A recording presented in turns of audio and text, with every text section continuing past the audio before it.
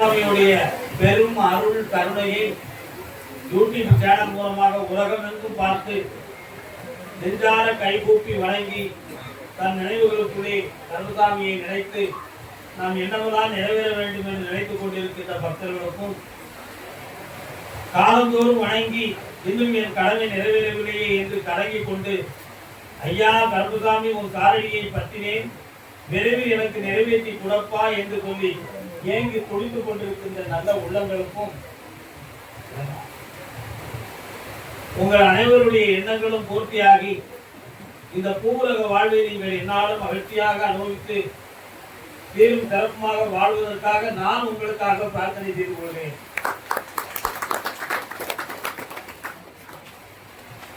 மனிதன் எப்பொழுது யார் எந்த நிலைக்கு ஏறப் போகிறார் எந்த நிலைக்கு இறங்கப் போகிறார் என்பது நிலையாமை. அதற்கு பேர் தான் மாயை. என்று நிலையாக இருப்பதற்கு பெயர் நித்தியம். நிலையில்லாத நிலைமையை அடைந்த தன்மைக்கு பெயர் மாயை. மனதில் தோன்றுகின்ற கற்பனை எதிர்காலத்தில் நடந்துவிட்டால் அது நித்திய மாயை.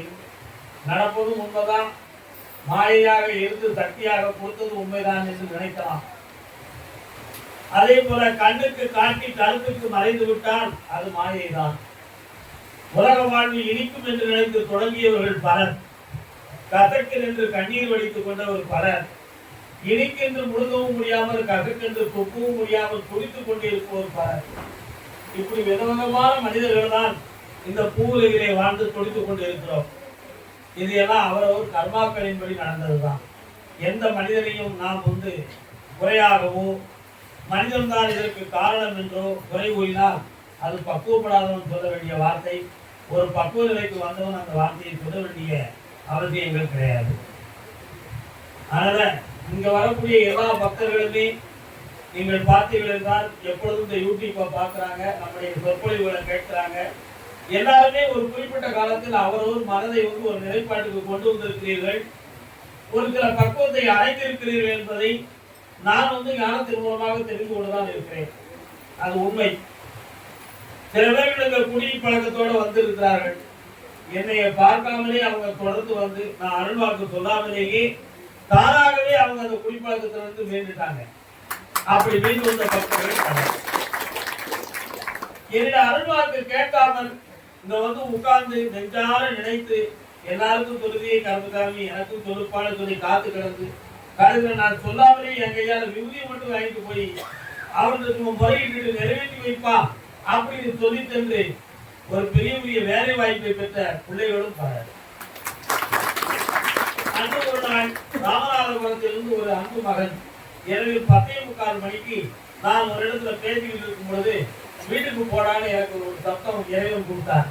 வீட்டுக்கு போகணும்னு சொல்லி இந்த கோயிலுக்கு பார்க்கிறேன். ஒருத்தன் காரில் காத்திருக்கான் 10:50 இரவு 10:50. ஓஹோ கருணாசாமி இதுதான் வருதுனையா அப்படின்னு நான் கேட்டேன்.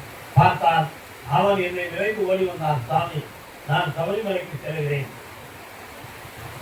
கழித்த 3 மாதங்களுக்கு முன்பு நான் உங்களை பார்க்க வந்தேன். உங்களை நான் காண முடியவில்லை. ஆனா ஐயா கருணாசாமியுடைய பணியில கற்பூரத்தை ஏற்றி பணிமுகத்துல தொட்டு கும்பிட்டு சொன்னேன், எனக்கு இந்த விஷயத்தை நிறைவேற்றி ஐயா, நான் உங்க கோயில் கட்டுறதுக்கு ஒரு நிதி உதவி தருவோம்னு சொல்லிட்டு போனேன். அந்த விஷயம் எனக்கு நிறைவேறுது. 50,000 ரூபாய் நம்ம கோயிலுக்கு கொண்டு வந்து இதை எதுக்கு உங்களுக்கு சொல்றது தெரியுமா? நாம் எண்ணங்கள் தான் நிறையும். நாம் என்னத்தான் நினைத்து மனதான நினைத்து துதிக்கின்றோமே அந்த துதிக்கின்ற தன்மையிலே இறைவன் இருக்கிறார். புரியுதா உங்களுக்கு? எல்லாருடைய உள்ளத்துக்குள்ளேயும் அவங்க கடவுள் இருக்கான். எல்லார் உள்ளத்திலும் என் நினைவும் இருக்கிறது. எல்லோருடைய உள்ளத்திலும் கருப்பசாமியுடைய அருளும் இருக்கிறது. உங்கள் உள்ள தூய்மை உங்களுக்கு வழிகாட்டும். உங்கள் உள்ளத்தின் தூய்மைக்கு உத்ததுணையாக இருப்பவன் தான் கருப்பசாமி. பெருமையாக நினைக்க வேண்டும். அருளாக மனிதன் எப்பொழுது நம்ம இப்படித்தான் இருப்போம், நம்ம இப்படித்தான் தாழ்ந்து இருப்போம் அப்படின்னு நினைக்காதீங்க. தாழ்ந்தவர்கள் யாரும் ஆண்டவருடைய படைப்பு தாழ்வாக நம்ம தான் கருதுவோம். நம்ம கருதுவது தப்பு. ஒரு சின்ன எக்ஸாம்பிள், ஒரு எடுத்துக்காட்டு. ஒரு சிற்பி ஒரு மன்னருடைய சிலையை படித்துக் கொண்டிருந்தார்.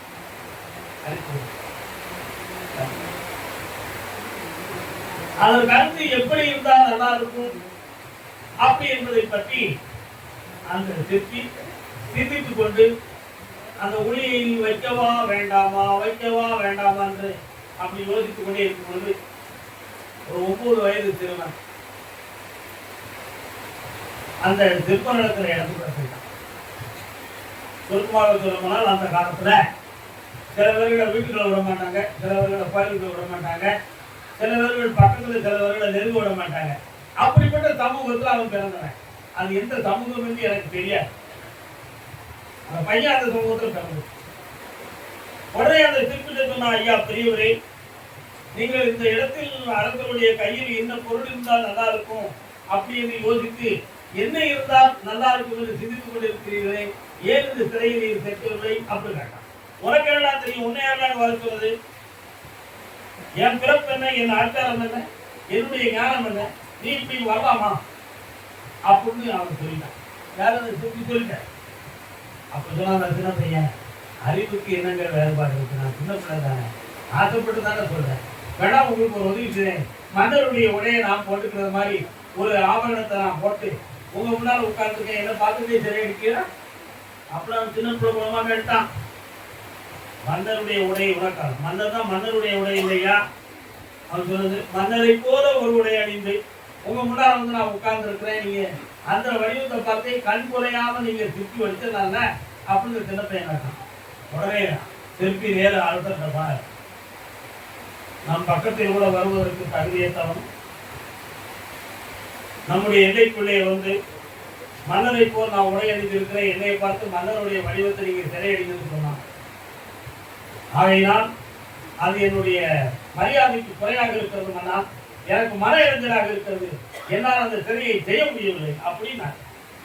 உடைய மன்னர், யாரங்கே சிறுவனை கூட்டி வாங்க கூட்டுனாங்க. யாரா நீ? என்னுடைய வடிவத்தை வடித்தெடுக்கிற போது உன்னை பார்த்து என் வடிவத்தை வளைக்க முடியும் சொன்னாங்க. ஐயா, உங்களை பார்த்து நான் சொல்லலாமண்ணா, உங்களுடைய தகுதிக்கு நான் ஈடாக மாட்டேன். அவருடைய கண்ணுக்கு ஒரு உருவமாக காட்சியளித்தால் அவருக்கு ஒரு கல் பிடிக்கிறதுக்கு காரணமாக இருக்கும் என்று நான் சொன்னேனே தவிர உங்களுக்கு நிகராக இந்த வார்த்தையை நான் ஆண்டவருக்கு சொல்லவில்லை.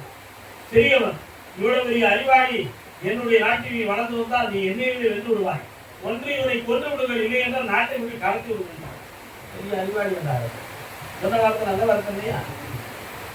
உடனே பார்த்தார். அவ அப்பம் பார்த்தான், நீங்க இருக்காதா, மன்னர் ஆட்கள் யாராவது வந்து ஒரு சிறையில பிடிச்சி இந்த மாதிரி செஞ்சுக்குவாங்க, நான் பிள்ளை இழந்து நிற்க முடியாதா மகனே அப்படின்னு சொல்லி கிட்ட வருத்தப்பட்டு பையனை 4 கடத்தணும்னு சொல்லி ஒரு சின்ன சிந்தனை. நம்ம அப்பா அம்மா சொல்லி நம்ம போகக்கூடாதுன்னு சொல்லி அங்கே இரவு அவங்க தூங்கிட்டு இருந்து ஒரு ஓலையில ஒரு கடிதத்தை எடுத்து வச்சுட்டு கடிதத்தை எடுத்து பார்த்தா சந்தேகம். இருப்பவரெல்லாம் இருந்து கொண்டே இருப்பார் என்று நினைக்க வேண்டாம் தந்தையே. எழுத்து, இருப்பவரெல்லாம் இருந்து கொண்டே இருப்பார் என்று மட்டும் நினைக்காதீர்கள், நடப்பதெல்லாம் நடந்து கொண்டே இருக்கும் என்றும் நினைக்காதீர்கள். இன்று உங்களிடத்தில் நான் உங்கள் மகனாக இல்லை, நாளை இந்த உலகமே சொல்லக்கூடிய மகனாக கூட நான் மலரலாம். அது இறைவனுக்கே சமர்ப்பணமாகும். பதறாதீர், கதறாதீர், எதையும் நினைத்து கவலைப்படாதீர் என்று ஒரு வார்த்தையை சொல்லி இப்படி ஒரு நிகழ்வு நடந்தது. நம்முடைய சோழ நாட்டினுடைய ஒரு பகுதியில ஒரு அரசர் நினைச்சார்னா ஒரு பெரிய சிற்பியை கூப்பிட்டு தேர் செய்யணும்னு சொல்லி கூப்பிட்டார். நிறைய சிற்பிகள் வந்தாங்க. இவ்வளவு பெரிய தேரை இவ்வளவு அழகா என்னால செய்ய முடியாத அரசே, நாளைக்கு உங்களுக்கு ஒரு குறை ஏற்பட்டுவிட்டால் நீங்கள் என்னை தான் தண்டனைக்குரிய ஆளா ஆக்குவீர்கள், ஆகையினால் இந்த தேர் எனக்கு செய்ய முடியாது அப்படின்னு உள்நாட்டில் இருக்கக்கூடிய எல்லா சிற்பிகளும் சொல்லிட்டாங்க. இதை அறிந்த ஒரு சிற்பர் அங்கிருந்து வந்து, நீங்கள் நினைப்பதை விட அற்புதமான ஒரு தேரை நான் செய்து தருகிறேன் மன்னா அப்படின்னு சொன்னான். அப்படி நீ செய்துவிட்டால் நீ என்ன கேட்டாலும் தருவேன் நான். அண்ணரே, நான் வாக்கு தவற மாட்டேன். உங்கள் மனம் பூரிப்படைந்து இந்த தேர் எனக்கு திருப்தியாக இருக்கிறது என்று சொன்ன பிறகு என் தேவையை நான் கேட்பேன், நீங்கள் எனக்கு தர வேண்டும், வாக்கு மாறக்கூடாது, சத்தியமாக கேட்டான். சத்தியம் சொன்னார். தேரை சுமார் 1 ஓராண்டு காலங்கள் அந்த தேரை செய்து புனிதமான நிலையில் பேரழகோடு பொலிவோடும் அற்புதமான சிற்பங்களோடும் செய்து அழகுபடுத்தி விட்டார். மன்னர் அந்த தேரை பார்த்து, மிகவும் அழகாக இருக்கிறதப்பா, நான் உண்மையிலேயே நிம்மதி அடைந்து விட்டேன். இந்த தேரை இணைக்கு உலா வரலாம், இருங்க நான் சாஸ்திரம் அறிந்து கொள்கிறேன் சொல்லி ஒரு நாள் அவகாசம் கேட்டு சாஸ்திரத்தை அறிந்து ஒரு நல்ல நாளை பார்த்து புரோகிதர்கள் அத்தனை பிரிவான்களை வரவைத்து அதுல அழகான ஆபரணத்தை பண்ணி இந்த நாளிலே நாம அந்த தேரை உலா விடலாம் என்று கூறினார். அப்படி அந்த தேர் உலா வரக்கூடிய நேரத்தை எல்லா மக்களும் அவரோடும் ஆனந்தத்தோடும் மிக மகிழ்ச்சியோடும் எதிர்பார்க்கிறார். தேர் உலா வருவதற்கு முதல் நாள் இரவு தேரை செய்த சிற்பியை மன்னன் கூப்பிட்டு, சிற்பியை தாங்கள் என்ன வேண்டும் என்பது இதுவரை கூறவில்லையே. அப்படி மன்னா, இந்த தேரிலே முதலில் உலா வருவது யாருங்க? நான் தான், அரசன் தான் வர வேண்டும். வருத்தப்படக்கூடாது. தாங்கள் எனக்கு சொன்ன வாக்கை மீற மாட்டேன், என்ன கேட்டாலும் தருவேன் என்று சொன்னேன். மன்னவனே, நாளை தேர் உலாவாக அன்று அந்த உலா தேர்வே நான் மன்னனாக இருக்க வேண்டும். மன்னருக்கு மறுக்க முடியவில்லை. ஒரு சின்னவன் மன்னனாக இருக்கணும்னு சொல்றானே, எப்படி நம்ம கொடுப்பது? எவ்வளவு பெரிய திமிரான ஒரு வார்த்தையை கேட்டுட்டான். இது எல்லா மந்திரிகளுக்கும் எல்லா சேவகர்களுக்கும் தெரிந்து அரசே சிற்பியை உயிரோட விடக்கூடாதுதான் அவசரக்காரர்கள். மன்னன் சிந்தித்தார், உலக மகிழ ஒரு தேரை செய்தவரை மன்னன் கொண்டு விட்டார் என்று ஒரு கெட்ட பேரை இந்த உலகத்தில் நான் வாங்கக்கூடாது. ஒரு நாள் தானே மன்னனாக இருக்க வேண்டும் என்று கேட்கிறார், அதை நாம் கொடுத்து விடுவோம். உடனே சிற்பியை கூப்பிட்டு, வேற என்னப்பா வேண்டும்னார். அரசே, மன்னர் என்ன உடையை அணிவிப்பாரோ அந்த உடைகள் எனக்கு வேண்டும். எந்த மகளத்தை தன் தரையில் தாங்குவாரோ அந்த மகளும் எனக்கு வேண்டும்.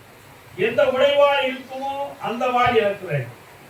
சுருக்கமாக சொன்னால், மன்னனாக காட்சியளிக்க என்ன அலங்காரம் உண்மையாக உண்டோ அத்தனை பொருளும் என் மேனியை அலங்கரித்து என்னையவே மன்னராக காட்சியளிக்க வேண்டும். அப்படி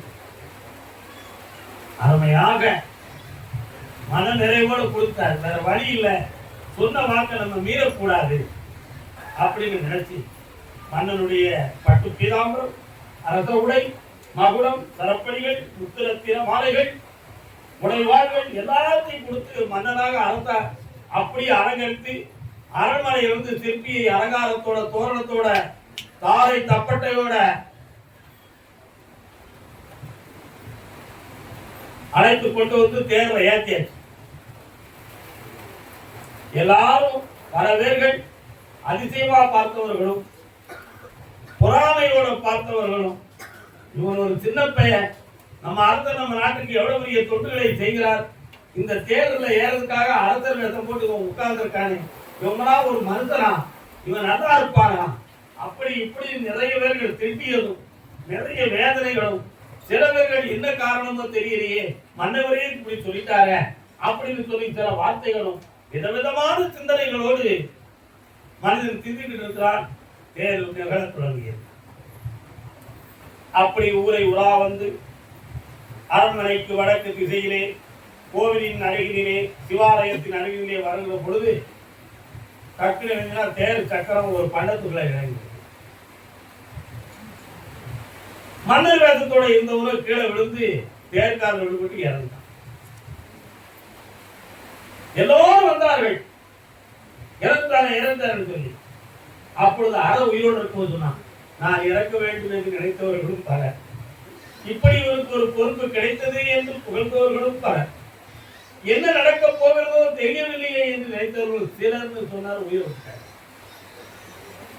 அந்த அவனுடைய உடலை வெளியே எடுத்து உடைகளை எல்லாம் கலட்டுகிற பொழுது அவன் உள்ளாடையாக குடித்து வந்த ஒரு வேட்டியில இவ்வளவு நீட்டத்தில் ஒரு பண ஓலையில ஒரு செய்தி எழுதியது.